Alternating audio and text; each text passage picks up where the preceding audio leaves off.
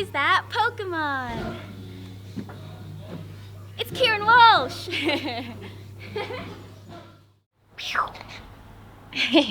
Welcome to vlog 14. I'm keeping count. I am about a week out from the fight. It's Thursday today, but about a week out. So yeah, nothing much to say, just training hard, and at this point I'm kind of like lost for words. So yeah, we're just gonna do a bit of training this morning. Kieran's here, Darcy's here. Got a different dog today. You got D-Man in the house, the OG, the king of the castle. He's our supervisor. Today is Thursday, so we're a little over a week out. A week and 1 day from weigh-in, and so a week and 2 days from the fight. We are leaving next Wednesday. We're leaving next Wednesday, and so we're going to have a bit of a different training schedule in the lead up to it. So we're going to train, this morning, Friday, Saturday off, and then we train again on Sunday, Monday, Tuesday, and then Gabrielle's obviously cutting a bit of weight next week. And yeah, so today it's like as we get closer to the fight, the sessions get shorter. Keep the intensity just shorter. She can focus on what she needs to do to manage her weight, and we can focus on doing the work that we've been putting in and just being sharp and ready and strong and fit. Don't have to train forever, don't have to train for real extended periods of time, just need to do what we do well and be ready and be prepared. So that's a lot of what we're going to do today.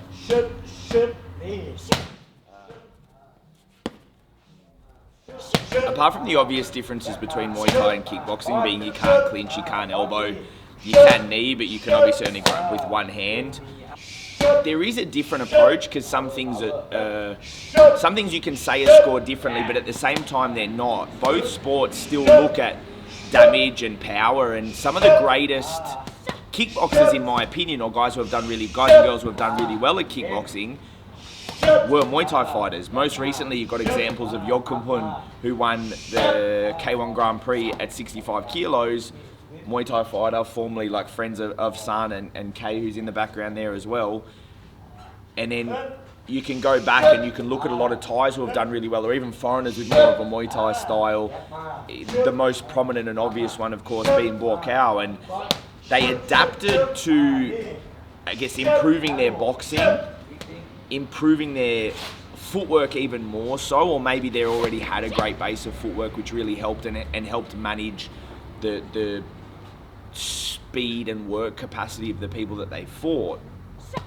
In and of a nutshell, the way I like to train people to fight kickboxing, and we've had it before with Josh Tonner, we've got it now with Gabrielle, we had it with Dan Marshall also in Japan, is you still do Muay Thai, but you just have to change a few things. I like to focus on getting their boxing a bit better. I like to focus on their head movement getting a bit better. And I also am more likely to let them do things like wear some kicks on the arms, for example, knowing that some of the opponents that they can come up against aren't kicking as hard.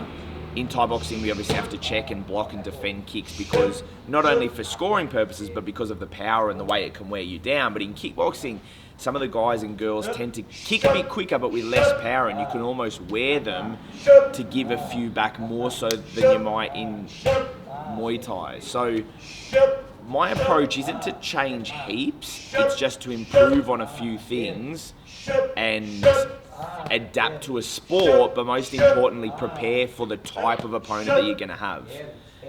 The Japanese have a very unique kickboxing style, and it can be hard to have sparring partners to mimic that, and so like my job as a coach is obviously to work on and mimic that.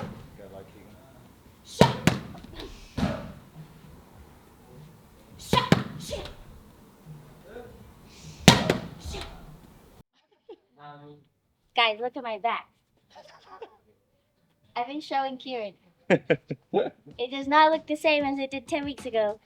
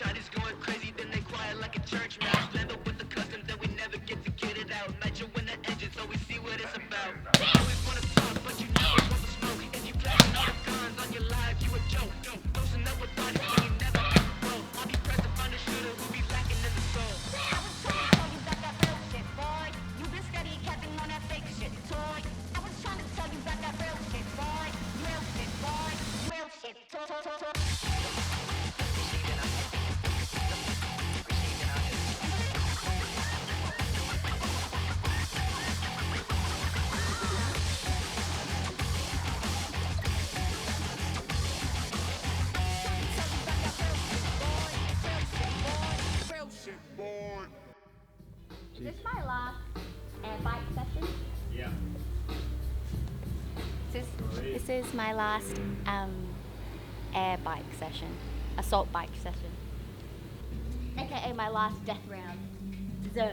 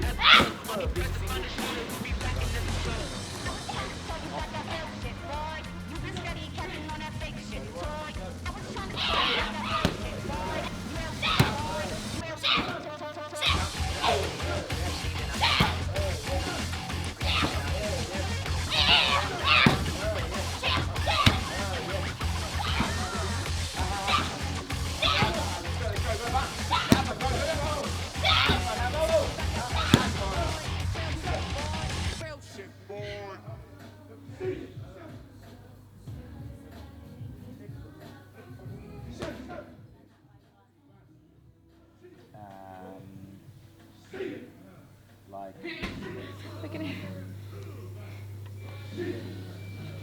Who's that Pokemon? Hi, who's that? Wait, do it again. Who's that Pokemon? It's Kieran Walsh. Thank you for watching. That's it for the bike. I don't have to look at that thing for the rest of the year, which is great.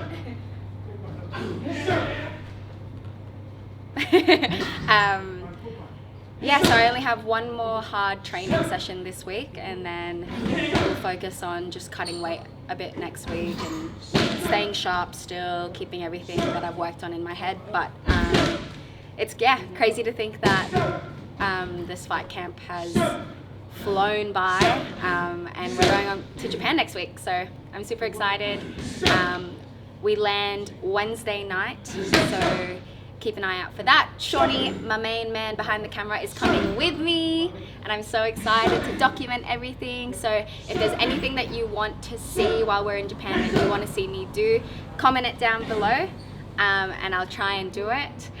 We do only have one day after my fight, so I'm going to try and fit in as much eating as possible. So if you have any food recommendations in Japan, in Tokyo specifically, please comment them below, and I'll try and make sure I go to them.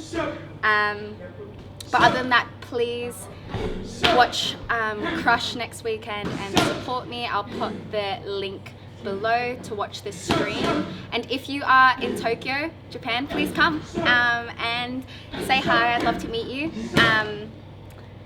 But yeah, other than that, thank you so much for supporting me, and I'm super grateful. Thank you. Arigatou gozaimasu.